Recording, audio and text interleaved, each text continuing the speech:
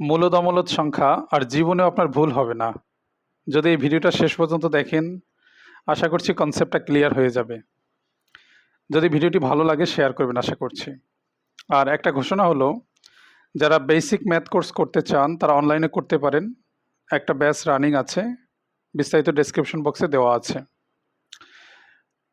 প্রথম যে প্রশ্নটা বলছে দেখেন, কোনটি অমূলদ সংখ্যা? এরকম যদি ডট ডট দিয়ে অপশনে থাকে ডট ডট, দেখেন এই যে প্রত্যেকটা সংখ্যায় কি আছে? ডট ডট আছে, মানে অসংখ্য সংখ্যা আছে।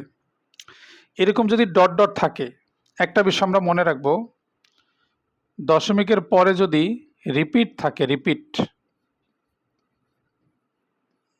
মনে রাখবেন, তাহলে সেটা হবে মূলদ সংখ্যা।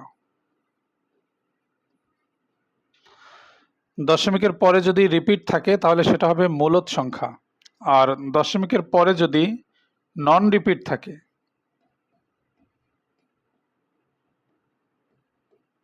সেটা হবে অমূলদ সংখ্যা। তাহলে আমরা দেখি দশমিকের পরে 1 1 1, অর্থাৎ একই সংখ্যা বারবার আসছে, একই সংখ্যা, এখানে রিপিট আছে। যেহেতু দশমিকের পরে রিপিট থাকলে মূলদ, তাহলে এটা হবে মূলদ সংখ্যা। আমি ম দিয়ে মূলদ লিখলাম। কিন্তু প্রশ্ন বলছে কোনটি অমূলদ সংখ্যা হবে। দশমিকের পরে রিপিট আছে 10 10 10, যেহেতু রিপিট আছে এটাও হবে মূলদ সংখ্যা। ক্লিয়ার? দশমিকের পরে দেখেন এখানে আছে কি 100 100 100, দশমিকের পরে রিপিট আছে, তাহলে এটাও হবে মূলদ সংখ্যা। দশমিকের পরে এখানে রিপিট নাই, 10, এরপরে আছে 100, এরপরে 1000, এখানে রিপিট নাই, এটা হচ্ছে নন রিপিট।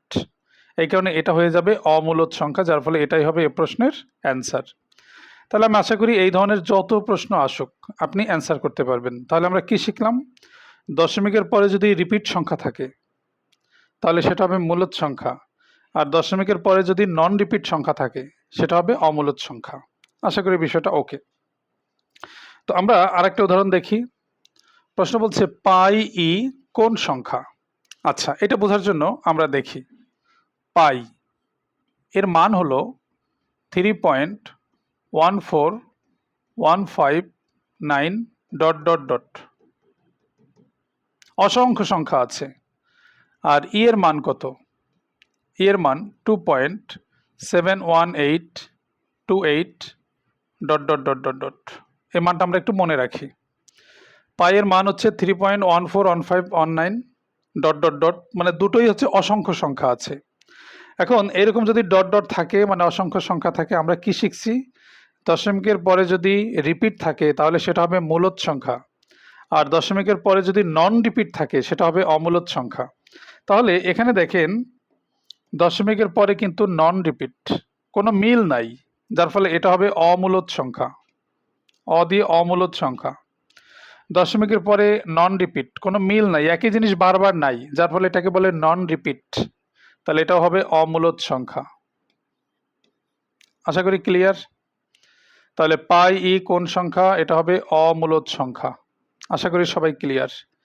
ভিডিওটি ভালো লাগলে শেয়ার আশা করছি। আমার পেজে যদি নতুন হয়ে থাকেন পেজটি ফলো বা লাইক দেবেন আশা করছি। আর যারা ইউটিউব চ্যানেল থেকে দেখবেন কাইন্ডলি সাবস্ক্রাইব করবেন। সবাইকে অসংখ্য ধন্যবাদ।